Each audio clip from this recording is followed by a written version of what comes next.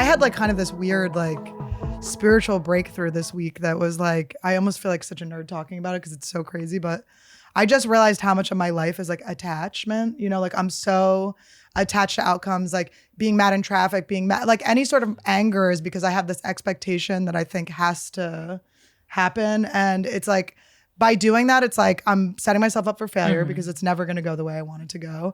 I'm tensing myself up. I'm stressing myself out. I'm like losing my life by doing that. Yeah. And so I've just been, anytime something comes up, I'm like, what am I like, what is it that I'm like attached to? Like, what am I doing? Like, what am I focusing on? I just was like feeling so lonely in DC because I had been so sick this past couple weeks. Like, That's right. Wait, I had been so fucking sick. Like, I almost canceled DC. you got COVID and then you had this horrible cold like 2 weeks after. No, well, COVID was over Christmas, and then So like a month and a half. this cold was but this cold's been crazy.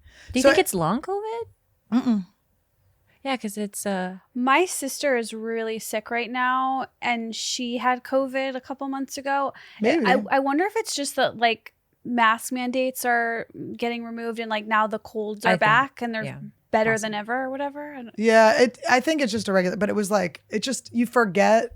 It just stayed for fucking ever. It was just sucks. like, and it's like you're tired because your body's just like working on this weird saliva snot. I just feel for anyone that has cold symptoms because I feel like I was always sick in high school, and that feeling when your throat is sore and you're stuffy, it just makes life miserable. But then the day after the cold, it's like the best day ever because you feel normal. Yeah, but with how long the cold is, you keep thinking the next day is the day. You're like, this is going to be the day. And then you're like, it's still not the fucking day. But again, that's attachment. And then I was in hot yoga yesterday, and I usually go in the back so I don't look at myself because I'm like picking my body apart and stuff. Oh, I always say that about yoga. I go to studios that don't have mirrors. Yeah, you don't want to like, I don't want a mirror in front of me. Looking at myself like that. But then I went in and I was like, you know what? I feel good about myself. I'm gonna go to the front. And as I was doing yoga, I was like, oh, I look great. And then I went, you know what? This judgment's killing me too. So it's like, I have to love my body and look at it with no judgment, whether it's good or bad, because our bodies are moving too. We have no control over how they look and stuff. So it's like, do you know what I mean? Yeah. So I just was like, I have to just like that is my body. That is literally advice verbatim that Dave has given me. And we know Dave is the father of the podcast. Yes. He's the grown up. He the podfather. He was like, you can't, if you have good reviews, you can't take them in because then the bad reviews you'll also have to take them in. You have to just like exist. And then you can't like, I was thinking about then also if I'm like, oh, I look so good, that's vanity, right? Like that's my ego. I just was realizing how ego driven I was being. And so it's like, and it's hard in our job, obviously. It's like kind of. I do this other thing where I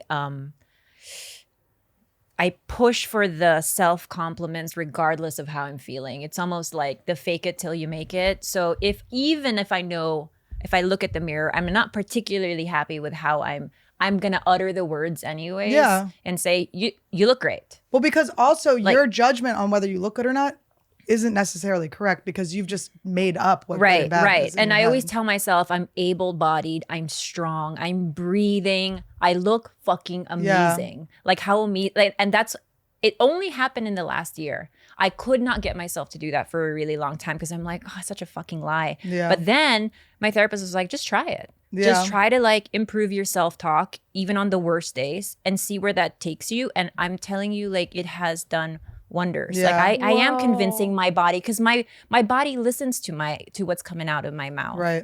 You know, so it responds to that. So even if I don't believe it, my body will believe it. My love handles are listening to what's going in my mouth too. We are tapping into something crazy though, because it like that is, I know it's two different things